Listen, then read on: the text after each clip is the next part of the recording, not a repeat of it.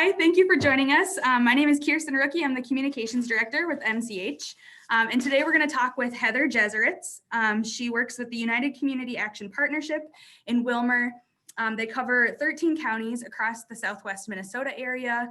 So with programs like the Emergency Services Program, they have to make that work for 13 counties. So today we're going to ask a few questions with Heather and learn a little bit more about what she does. Awesome. Hi, Heather. So Hi. how does the need for more emergency shelter beds impact you and your community? Awesome. So, we love to talk about the topic of emergency shelter. However, we wish we didn't have to, right? But we know it is a part of our reality. And we also know that rural Minnesota, homelessness and the need for emergency shelter in rural Minnesota tends to look a little bit different than it may in a metro area. Where, out here in rural Minnesota, or greater Minnesota, we don't have many brick and mortar shelters. We don't have a lot of what we traditionally would associate with homelessness and shelter. And so out here, in order to meet the needs of our homeless population and families, we have to use a little bit more creativity, as we all do with funding, but even just as far as physical locations, we have to use a little bit more creative solutions and innovative ideas in how we perform that daily and get families into shelter and warm living situations while we can work on the bigger picture of meeting their needs and hopefully getting them into permanent housing. So it affects us in ways of working together with a lot of partners as well. We have some Salvation Army and some Family Promise, and we have some domestic violence shelters and different things like that. But it takes us teaming together. And so in one sense, with our agency, it forces us to build really strong partnerships with entities to use our services and resources the best that we possibly can. And I can talk about what ideas we've had for some creative solutions in shelter out here, if you would like me to. Wonderful.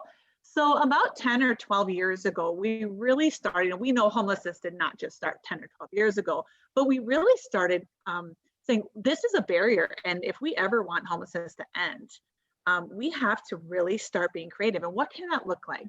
And so without having, our closest shelter out here is about 45 minutes to an hour away. What we also know is a high population of the families who we serve that are homeless have supports established here, or many of them have employment here. Their kids go to school here. So going an hour away for shelter is not necessarily ideal for families who need to retain those supports and employment and academic needs of their family. And so we started looking at how can we meet the needs of those families here locally and still retain the supports that they have in place.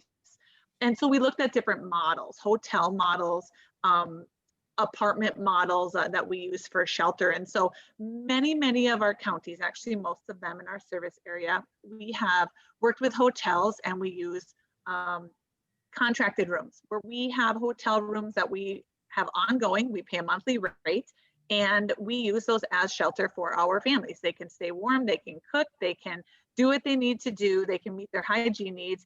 And in turn, we always have availability. Now, we don't have enough of them. We are not able to meet all of the homeless shelter needs in our area, but we're doing a much better job now than we were able to do 10 or 12 years ago. And so we just have those rooms ongoing, and we place families in them. And then also it allows us to have our case managers work with those families, identify barriers, identify goals, and work on housing solutions, getting them on like the priority list and the coordinated entry system. Do they need programming? And so it allows us time to meet the needs of the family versus a hotel room for a couple nights of a voucher, right? That's not meeting the needs. It's keeping them warm for a few nights, but we're not really able to impact the families like we can with our contract hotel rooms. So again, really it's just taking a creative look at meeting that need. Right. So in the hotel rooms, they are still able to meet with caseworkers and get the help that they need through coordinated entry, and eventually find somewhere to, call home, because that's the ultimate goal. Absolutely. And for some people, it allows us time to really identify. We always think, or I shouldn't say always, but many times we think they're homeless. What is their need? They need house. It actually isn't always true. Sometimes they maybe need a treatment facility. Maybe they need mental health services. Maybe they need help fleeing from domestic violence. Maybe, so a house or their own apartment is not the answer for everybody. And some of them need services to be successful. Some of them, if we just put them in their own apartment and help with their deposit, they're going to be homeless in 2 or 3 months because Right. they don't have the skills they need to self-sustain. And so it allows us, right, our case managers time to kind of weed through that, saying, how can we provide service to get them on the right track, long-term stability for this individual or this family? Yeah, so we can still provide that in the service, which is wonderful. Which is the emergency services program. And in order to continue doing that, we need to continue having great caseworkers working with people. Exactly.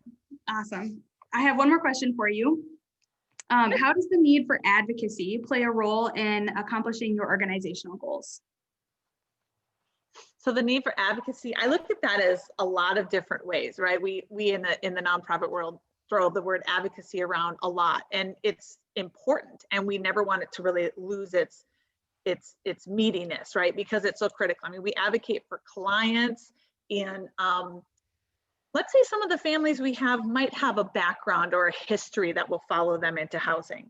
And so our case managers do a huge amount of advocating with landlords we've built strong partnerships with, helping to explain client situations, how we're going to be working with them, and maybe saying what they need a shot, they need a second chance. You know, they're never going to be successful if somebody doesn't say, you're worth it, and we're going to give you an opportunity. So our case managers work tirelessly to work with those landlords and advocate for the clients. Then I think of the other part of, we advocate on the funder side and the state side, advocating for more services, more funding to be able to expand and extend these services into greater Minnesota. Because you know, it like I started out this saying, it does look different.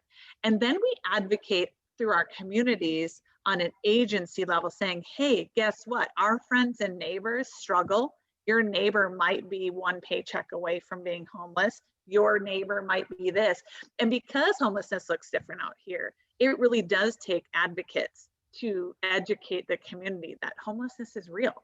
And it is a community concern.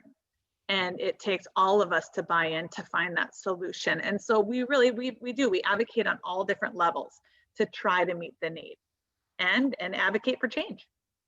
Definitely. Well, that seems like a good place for us to stop, but thank you very much for joining us today. And hopefully we'll talk to you again soon. Thank you so much. Have a great day. Thank you.